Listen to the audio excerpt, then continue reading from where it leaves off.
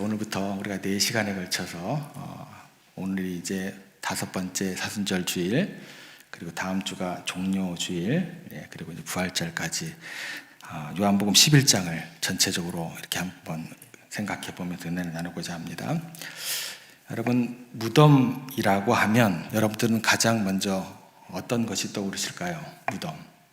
대부분은 이제 우리 인생이 호흡이 다 끝나고 싸늘하게 식은 육신이 묻히는 차갑고 어두운 장소를 떠올리실 겁니다. 그게 무덤의 가장 전형적인 생각의 모양이죠. 그런데 여러분, 이제 이렇게 한번 도전을 드려보겠습니다. 꼭 땅 속에 묻혀야만 무덤일까요? 그렇지 않는 것 같아요. 우리가 발을 딛고 살아가는 이 치열한 현실 속에서도 우리를 가두어 버리는 수많은 상징적인 무덤들이 존재하는 것 같습니다. 어느 날 갑작스럽게 찾아오는 건강의 상실, 또 철저하게 무너져 내려버리는 경제적인 문제, 또 내가 그토록 사랑했던 자녀들, 또 부모님과의 이별, 아무리 발버둥 쳐도 벗어날 수 없을 것 같은 그런 죄책감, 반복되는 실패들, 내 힘으로 어찌할 수 없는, 어찌 해볼 수도 없는 거대한 돌문으로 꽉 막혀버릴 것 같은 그런 무덤 같은 시간들, 우리는 종종 경험하게 됩니다. 오늘부터 우리가 요한복음 11장 말씀을 통해서 그 무덤을 향해서 걸어오시는 예수님의 발자취를 한번 같이 따라가 보려고 합니다.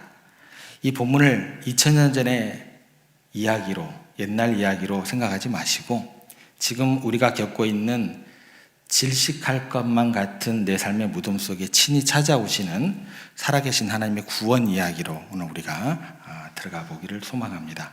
오늘 그 첫 번째 시간을 통해서 우리가 도무지 이해할 수 없는 고난을 만날 때, 그리고 우리가 간절히 부르짖는 그 기도에도 불구하고 주님의 응답이 늦어진다고 느껴질 때 우리가 과연 어떤 믿음의 시선을 가져야 하는지, 그 영적인 해답을 우리가 이 시간 한번 구해보고자 합니다.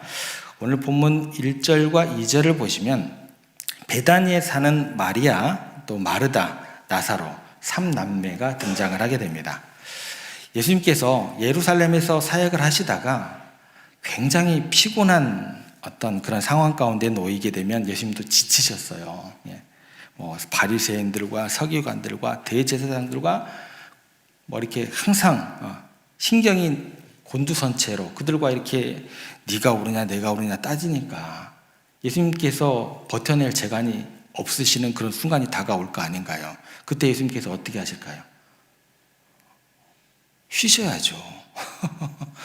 누구의 위로를 얻으셔야죠. 좀 편안한 곳에 가셔서 먹기도 하시고 마시기도 하시고 다시 회복을 하셔야죠. 예수님이라고 주구장창 3년 동안 달리신 거 아니죠. 그렇게 예루살렘에서 예수님께서 영적 전투를 치르시면서 지치실 때마다 들르신 곳이 있었어요. 한 가정이죠. 그것이 오늘 마르다, 마리아, 나사로, 이 가정을 항상 방문하셨다라는 거예요. 그러다 보니까 예수님의 사랑을 독차지했던 가정입니다. 참으로 따뜻했고 참 평안한 그런 믿음의 가정이었습니다. 그런데요, 이 평화로운 믿음의 가정 위에 어느 날 갑자기 시커먼 먹구름이 이제 들이닥치게 돼요. 젊고 건강했던 나사로 오라버니가 치명적인 병에 걸려서 생사를 오락가락하게 되는 겁니다. 신앙이 참 좋았죠. 누구보다 예수님을 가까이서 섬겼던 가정에 죽음의 위기가 찾아온 겁니다. 이렇게 되니까 이제 마리아, 마르다 두 자매의 마음이 얼마나 다급해졌을까요? 이것저것 다 해봐도 어떤 해결점이 안 보이니까 다급한 마음에 마지막 희망을 긋고 예수님께 급히 사람을 보내게 됩니다. 3절 말씀 보겠습니다. 같이 읽겠습니다. 이에 그 누이들이 예수께 사람을 보내어 이르되 주여 보시옵소서, 사랑하신 자가 병들었나이다. 여기 보면 이제 그 누이들이 오라버니가 생사를 오락가락하는 그 위기 상황 속에서 예수님께 전하는 말이 등장하게 돼요. 근데 그 전하는 말이 조금 이상합니다. 자, 여러분 같으면 가족이 생사를 오락가락하는 위급한 순간에 어떤 말을 전하시는 게 맞아요?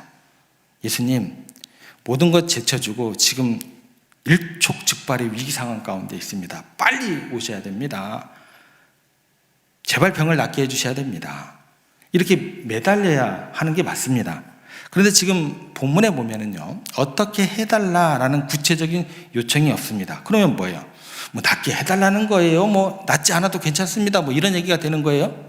어떤 구체적인 행동에 대한 어떤 지침 자체가 없어요. 그저 상황을 보고하고 이야기가 끝나버립니다. 왜 그랬을까라는 의문이 생기게 됩니다. 이 자매의 초점은 오직 한 곳이에요. 사랑하시는 자에 맞춰져 있기 때문에 그렇다라는 거예요. 사랑하시기 때문에 이것만 한번 꼭 바라봐 주세요라고 이야기를 하는 거예요. 뭘 바라봐라고 부탁을 하게 될까요? 주님, 이 사람이 바로 주님께서 그토록 사랑하시는 자임을 바라봐 주시고 기억해 주세요. 이 얘기가 되는 겁니다. 지금 마리아와 마르다는요, 주님께서 당신이 사랑하시는 자인 것을 바라보시고 기억하신다면 반드시 우리를 좋은 길로 인도하실 것이라는 주님을 향한 신뢰가 그냥 묻어있는 고백이 되는 거예요. 여러분, 우리가 살아가는 이 두려운 세상 속에서도 하나님은 아니어도 누군가 단 한 사람이라도 나를 진심으로 믿어주고 사랑해주는 사람이 있다고 확신을 한다고 한다면 우리는 거기에서도 온전히 절망하지 않고 이길 수 있는 힘을 우리가 얻게 되더라는 거예요. 거기에 더해서 지금 이 두 자매는요, 절망적인 상황에서 우리는 주님이 사랑하시는 사람입니다. 그들이 붙들 수 있었던 사실, 이것 하나 놓치지 않고 있었다는 걸 우리가 기억했으면 좋겠습니다. 그런데 이제 우리가 보통 어떤 위기를 만나면은요, 하나님 이것 해결해 주세요, 저거 고쳐주세요, 구체적으로 요구할 때가 많아요. 물론 그런 기도도 꼭 필요합니다. 그런데 여러분, 가장 깊은 절망의 무덤 앞에서는요, 어떻게 해 주십시오라는 수백 마디의 그 요구보다도 주님, 제가 주님의 사랑하시는 자입니다라는 이 고백 하나가 여러분을 살리는 가장 강력한 기도가 될 수 있음을 꼭 기억했으면 좋겠습니다. 그저 크신 그 십자가 사랑에 내 모든 것을 온전히 내어 맡길 때 우리는 비로소 그 거대한 절망을 딛고 일어설 수 있는 참된 힘을 얻게 되는 겁니다. 그런데 여기에서 우리가 이런 얘기는 좋아요. 근데 이 구절에서 우리가 신앙인으로서 가질 수밖에 없는 현실적인 딜레마가 항상 우리를 힘들게 하더라는 거예요. 부딪힐 수밖에 없어요. 이게 뭐냐면 주님이 사랑하시는 자와 병들은 나이다. 이 표현 때문에 우리가 항상 돌부리에 걸려 넘어지게 돼요. 이게 문제가 되는 표현이 되더라는 거예요. 우리 상식으로는요, 주님께서 사랑하시는 자, 병들은 나이다. 이게 도무지 어울리지 않는 단어의 조합이 되는 거예요. 그래서 우리가 생각하기에 어떤 생각으로 가게 되냐면, 주님께서 사랑하신다면 애초에 뭐예요? 병에 걸리면 안 돼요. 그 병이 걸리지 않게 미리 막아주셨어야 돼요. 이게 우리들의 사랑에 대한 어떤 이야기가 되는 겁니다. 주님께서 특별히 사랑하신다고 하면 사업이 결코 망하면 안 되는 거예요. 자네의 앞길이 어때야 돼요? 시온의 대로처럼 뻥 뚫려 있어야만 하는 거예요. 그래서 우리가 우리 삶에 어려움이 찾아오고 고난이 찾아올 때마다 우리는 의심하게 되는 겁니다. 야, 하나님께서 정말 나를 사랑하신다면서 내게 왜 이런 끔찍한 일이 생기는 걸까? 왜 내 삶에는 이런 무덤 같은 시간이 찾아오는 걸까? 이게 같이 따라오게 돼요. 그런데 성경은요, 분명하게 우리에게 이야기를 해주는 게 있습니다. 신앙은요, 고난을 피해가는 면죄부가 아니다라는 거예요. 주님께서 눈동자처럼 아끼시는 자녀들에게도 육신의 질병은 찾아오고 삶의 무덤은 가차없이 여러분들을 향해서 입을 벌리고 있다라는 거예요. 유대 랍비들의 전통에는 사랑의 고난이라는 개념이 있습니다. 사랑의 고난이라는 개념인데요, 하나님께서 특별히 아끼시고 사랑하시는 자녀에게 때로는 뼈를 깎는 고난을 허락하신다라는 거예요. 이걸 좀 쉽게 좀 접근을 해보겠습니다. 예방주사 맞는 거 아이들이 좋아할까요? 싫어할까요?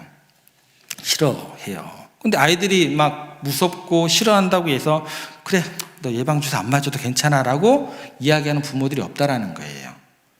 사랑하는 자녀가요, 큰 병에 걸렸어요. 그런데 그 아이가 수술을 앞두고 수술이 아플까봐 그냥 그 아이를 내버려 두는 부모는 없다라는 거예요. 오히려 어떻게 해요?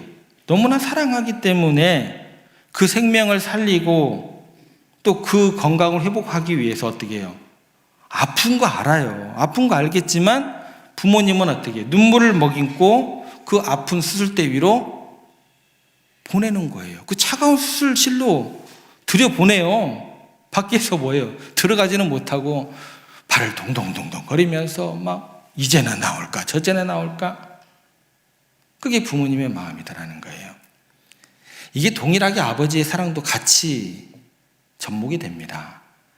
우리에게 찾아오는 무덤과 같은 고난은요, 우리를 미워서 내리시는 징벌이나 저주가 결코 아니다라는 거예요.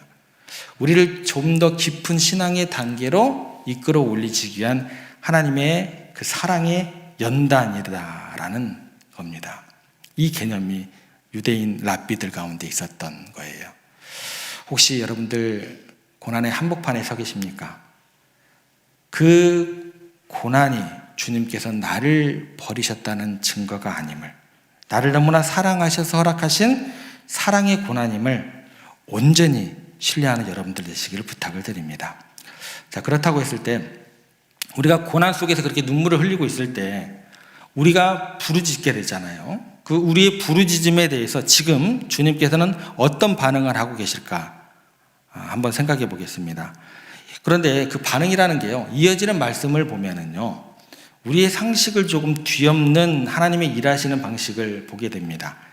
나사로가 병들었다는 그 다급한 소식을 전해 들으시고 예수님께서 우리가 생각하기에는요, 다급하니까 어떻게 해야 돼요? 당장 짐을 곧장 싸가지고 달려가야 됩니다. 그런데 이어지는 내용을 보면 짐도 안 싸고 달려가시지도 않으세요. 대신 이렇게 선언을 하십니다. 4절 말씀 보겠습니다. 같이 읽겠습니다. 예수께서 들으시고 이르시되 이 병은 죽을 병이 아니라 하나님의 영광을 위함이요 하나님의 아들이 이로 말미암아 영광을 받게 하려 함이라 하시더라. 참 이해하기 어려운 말씀이죠.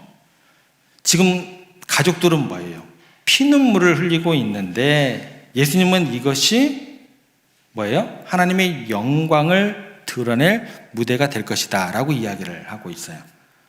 자매들 입장에서는 이 말이 듣기 좋은 이야기가 될까요? 아니죠. 이것처럼 섭섭한 이야기가 없어요. 이것처럼 야속하게 들리는 이야기가 없어요. 그들이 지금 다급하게 예수님의 사랑에 매달렸어요. 우리의 신앙을 최대치로 살려가지고 주님께 영광을 올려드리고 주님께 고백을 했어요. 찬양을 돌렸어요. 그런데 그 정도 찬양을 올렸으면, 예배를 드렸으면 뭐를 해야 돼요? 아니, 당장 병을 고쳐주셔야죠.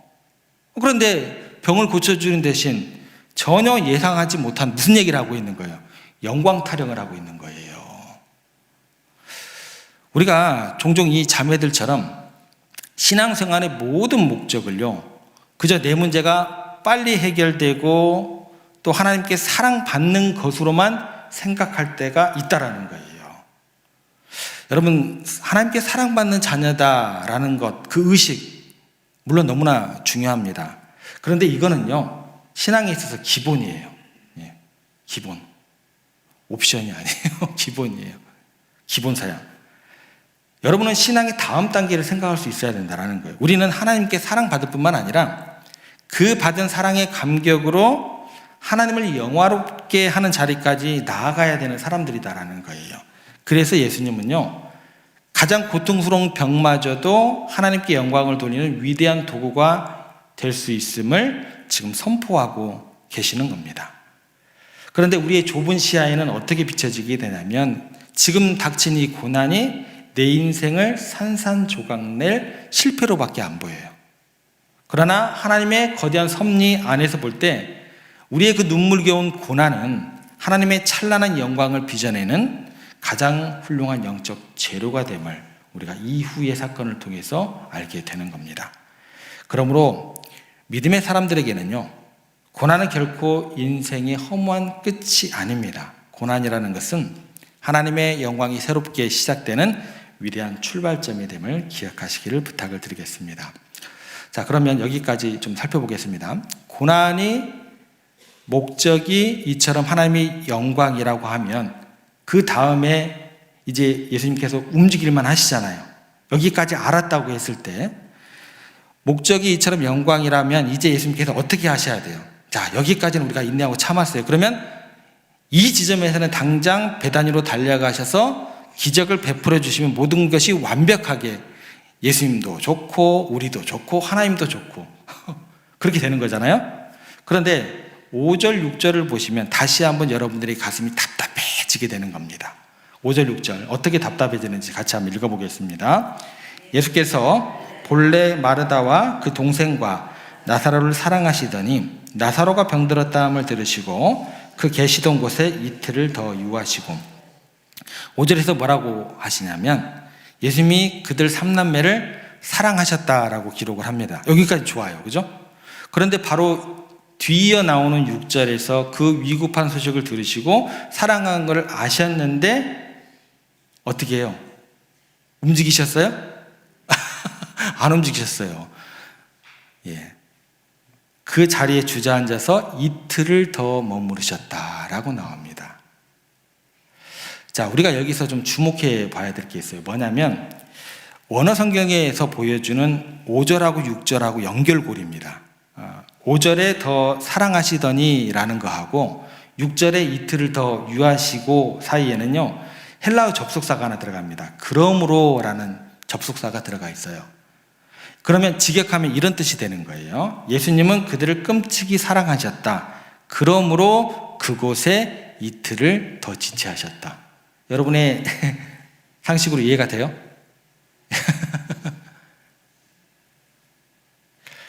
덜 사랑하셨기 때문에 지체하신 것이 아니라는 거예요. 너무나 사랑하셨기 때문에 오히려 이틀을 더 침묵하며 기다리신 것이다 라고 말씀하시고 계십니다. 그 결과 어떤 일이 벌어지게 돼요?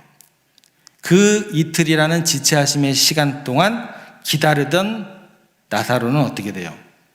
숨을 거두고 말았습니다. 차가운 시체가 되어서 무덤 속에 들어가게 되어버렸습니다. 그러면 여러분들은 어떻게 주님께 다시 묻게 돼요? 마르다와 마리아는 어떻게 주님께 물어야 돼요? 주님, 지금 뭐 하시는 거예요? 그렇죠. 도대체 왜 이렇게 늦으신 건데요? 우리가 기도했잖아요. 왜 우리의 간절한 기도를 외면하십니까? 여러분, 이 지점에서 이 질문과 함께 우리가 시간에 대해서 성경이 이야기하는 중요한 진리를 우리가 깨달아야 돼요. 우리가 살아가는 시간을 크로노스라고 합니다. 시계의 초침처럼 무심하게 흘러가는 물리적인 시간, 이거를 뭐라고요? 크로노스라고 이야기를 해요. 이 크로노스라는 시간은 어떻게 여러분들에게 적용되냐면 내 계획대로 빨리빨리 진행되어야만 여러분들의 속이 시원해지는 거예요. 이게 조급한 인간의 시간입니다. 이게 시간의 한 영역이고요. 근데 하나님의 시간은요, 크로노스가 아니에요. 카이로스라고 이야기를 해요. 이거는 뭐냐면 하나님의 정확한 또 완벽한 타이밍, 구원의 목적이 온전히 선치되는 결정적인 은혜의 순간을 뭐라고 해요? 카이로스다라고 하는 거예요. 만약 예수님께서 그 마리아와 마르다리 생각했던 그 시간대로 막 서둘러 가지고 달려가셔서 나사로를 낫게 해주셨다면 그 이후의 일은 어떻게 되었을까요? 사람들은 예수님을 그저 병을 참 잘 고치시는 위대한 의사 정도로만 기억하고 끝나게 되는 겁니다. 그런데 주님께서 지금 보여주시고자 하는 진짜 목적은 뭐냐면 단순히 질병의 치유가 아니에요. 주님께서는 무덤에서 죽은 자를 살려내시는 부활의 주님으로 당신을 온 세상 가운데 드러내기를 원하시는 시간으로, 목적으로 가지고 계셨다라는 거예요. 그래서 가장 완벽한 타이밍, 모든 인간의 희망이 끝난 그 죽음의 나흘을 침묵하고 기다리고 계셨다라는 거예요. 그러면 이렇게 적용을 하시면 돼요. 여러분의 간절한 기도에 하나님의 응답이 지연되고 있으십니까? 그러면 응답의 그 지연이 하나님의 거절을 의미하는 것이 아니게 되는 거예요. 여러분이 통과하고 있는 그 침묵의 시간은요, 어쩌면 여러분의 삶에 더 크고 위대한 부활의 영광을 담아내시기 위해서 우리의 믿음의 그릇을 넓히시는 거룩한 은혜의 시간임을 우리가 바라볼 수가 있다고 한다면 그것처럼 하나님의 광대하심과 은혜가 우리 가운데 쏟아 부어지는 시간이 없게 되는 겁니다. 어찌되었건 예수님의 때 또 하나님의 때 그 카르요로스의 시간은 마리아와 마르에게도 다가왔어요. 그리고 예수님께서 제자들에게 그때가 되었음을 선포를 하십니다. 그게 7절 말씀입니다. 저희들 같이 읽어보겠습니다. 그 후에 제자들에게 이르시되 유대로 다시 가자 하시니, 여기 보시면 이제 예수님께서 그때가 되었음을 선포를 하시면서 첫 번째 행동 지침을 뭐라고 얘기를 하면 유대로 가자 하시니 라고 이야기를 하셨어요. 이 말을 들었던 제자들이요, 얼굴이 사색이 되어버렸습니다. 그리고 펄쩍펄쩍 뛰면서 예수님을 앞을 가로막으면서 이제 8절에서 이렇게 이야기를 하게 됩니다. 같이 읽겠습니다. 제자들이 말하되 라삐여 방금도 유대인들이 돌로 치려 하였는데 또 그리로 가시려 하시나이까. 제자들이 왜 이토록 극렬히 반대를 했느냐, 이거는 이제 바로 앞장을 보면 나와요. 요한복음 10장에 보면은요, 예루살렘에서 누구하고 예수님하고 부딪히게 됐을까요? 종교 지도자들과 부딪히게 됩니다. 그러니까 이 종교 지도자들이 예수님을 이단으로 이제 정죄를 하게 되고 진짜 돌로 쳐 죽이려고 하기 시작을 했어요. 그래서 그 위협 가운데서 가까스로 피해가지고 도망쳐 나왔는데, 제자들이 보기에 여기서 좀 오래 있으면 좋겠는데 그 위험천만한 예루살렘의 그 사지의 중심으로 다시 돌아가겠다고 지금 이야기를 하고 있는 거예요. 그러면 지금 제자들의 마음속에는 뭐예요? 죽어가는 나사로를 향한 그 사랑보다도 어떤 마음이 더 큰 거예요? 나는 죽기 싫은 거예요. 그죠? 자신들이 돌에 맞아 죽을지 모르겠다는 두려움이 더 컸다라는 거예요. 나사로 살리는 것보다 내가 죽는 게 싫은 거예요. 그런데 이 죽음의 두려움에 갇혀 있었던, 어쩌면 하나님의 때가 도달했는데 그 사명을 감당해야 되는 거잖아요. 근데 제자들이 안 움직이려고 하고 있어요. 그죠? 거기에 대해서 벌벌 떠는 제자들을 향해서 예수님께서 갑자기 낮 12시간에 대해서 이야기를 합니다. 그게 9절하고 10절이에요. 같이 한번 읽어보겠습니다. 예수께서 대답하시되 낮이 12시간이 아니냐, 사람이 낮에 다니면 이 세상의 빛을 보므로 실족하지 아니하고 밤에 다니면 빛이 그 사람 안에 없는 고로 실족하느니라. 갑자기 12시간을 이야기를 하시죠. 이거는 시계의 12시간이 아닙니다. 시간을 뜻하는 것이 아니라 예수님께서 지금 자신의 인생을 하나님이 정의해 주신 하루의 일과에 비유하고 계신 거예요. 그러면 예수님께서 제자들에게 이렇게 이야기를 하고 있는 겁니다. 두려워하지 마라. 하나님 아버지에게 나에게 일하고 하라고 주신 사명의 낮 시간이 아직 끝나지 않았다. 하나님이 켜두신 이 사명의 태양이 떠 있는 한 나는 결코 허무하게 돌에 맞아 죽지 않는다.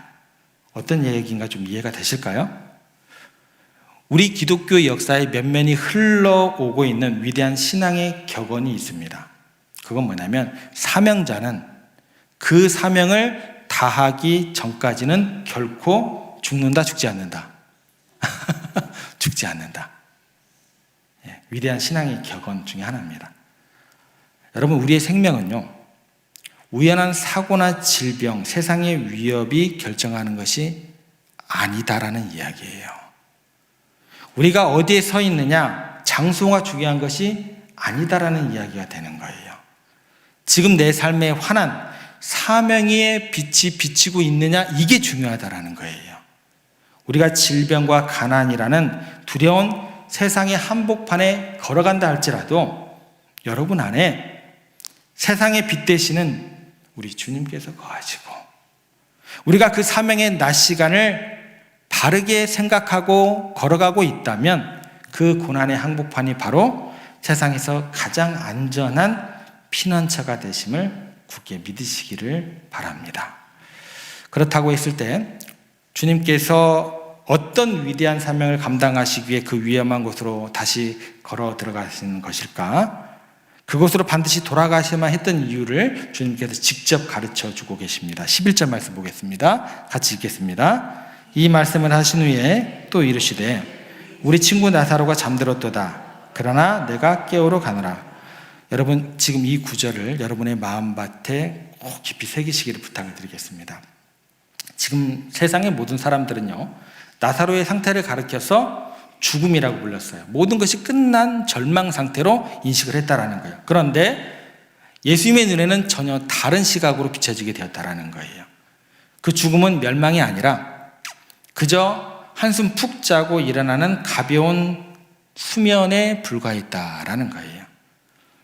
엄마가 아침에 잠든 아이의 침대 곁으로 다가가가지고 아이를 깨우는 것이 힘들고 대단한 기적은 아니잖아요.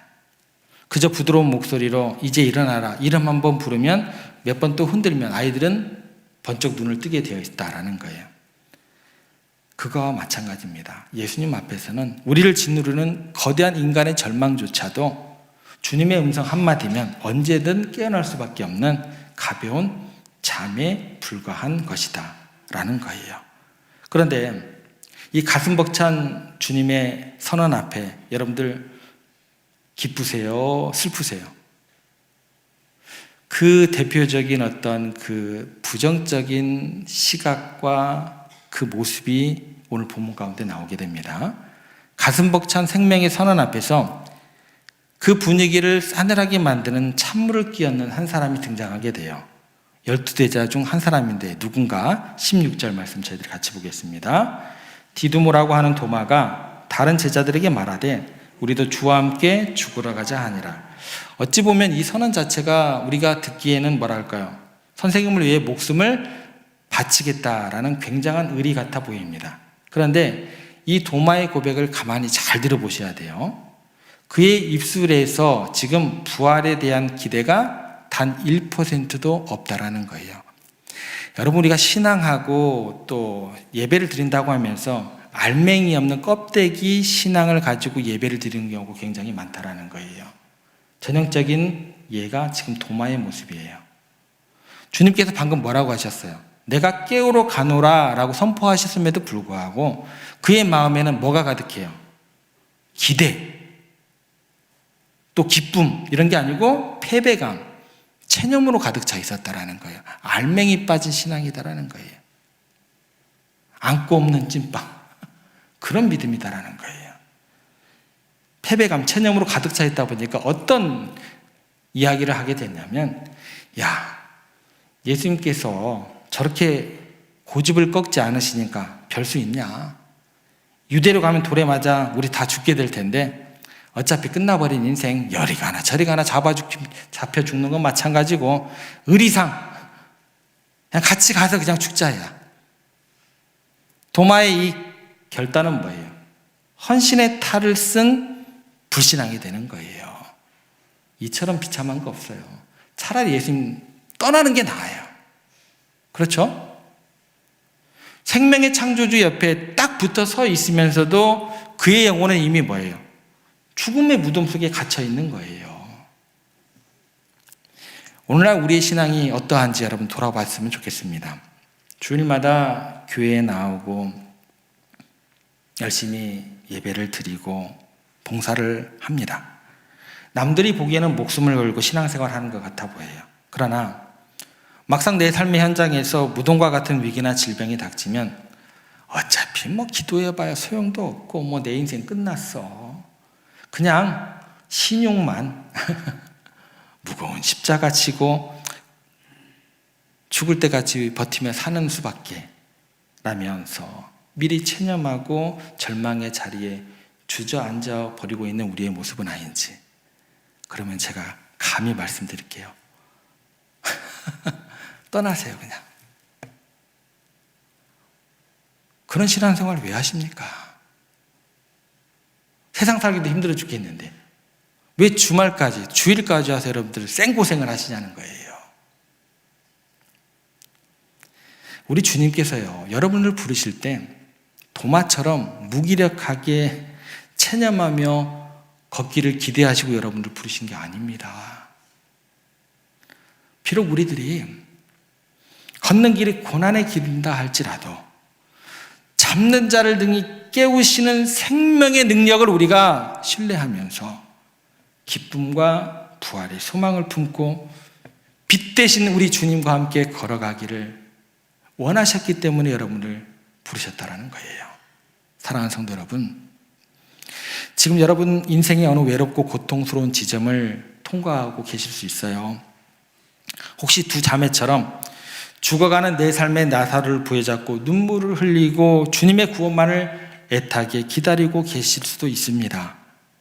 금식하며 부르짖었지만 하늘이 침묵하고 있는 것만 같아서 깊은 절망 속에 빠져 계실 수도 있어요. 그런데 오늘 이 시간 이 강단에서 선포되는 주님의 음성을 여러분 듣기를 소망합니다. 첫 번째, 주님은 십자가에서 피 흘려 사신 여러분들을 여전히 눈동자처럼 사랑하시는 자로 부르고 계십니다. 여러분이 지금 마주한 그 고난의 눈물은 결코 우리 주님께서 여러분들을 버리셨다는 증거가 아닙니다. 그 아픔은 하나님의 찬란한 영광을 빚어낼 가장 은혜로운 재료가 됨을 믿으시기를 바랍니다. 두 번째, 우리 하나님은 결코 늦으시는 법이 없으십니다. 우리의 조급한 시계로는 주님이 너무 지각하시는 것만 같아 보여도 하나님의 완벽한 시간표 안에서는 가장 위대하고 놀라운 부활의 기적이 한치도 오차도 없이 정확하게 준비되어 있음을 믿음의 눈으로 바라보시기를 부탁을 드립니다. 그리고 세 번째, 어둠의 밤에 실족하여서 도마처럼 체념의 무덤에 주저앉지 마십시오. 내 삶이 냄새나는 무덤처럼 변해버렸을지라도 그 무덤을 향해서 뚜벅뚜벅 걸어오고 계시는 주님을 온전히 신뢰하시기를 부탁을 드립니다. 그리고 주님께서 죽은 나사로를 향해서 선포하신 그 음성 들으시기를 바랍니다. 내가 깨우러 가노라. 여러분의 무너진 가정, 질병으로 고통받는 육신, 절망 속에 묻혀버린 꿈도 주님의 생명의 음성 한마디면 그 즉시로 잠에서 깨어나 눈을 뜨게 될 것입니다. 우리를 단순한 사랑의 대상을 넘어 위대한 영광의 통로로 삼으시는 주님, 그 영광의 주님만을 끝까지 굳게 붙잡고 부활의 아침을 향해서 당당히 걸어가시는 여러분 되시기를 부활이요 생명 되시는 예수 그리스도의 이름으로 간절히 축원합니다.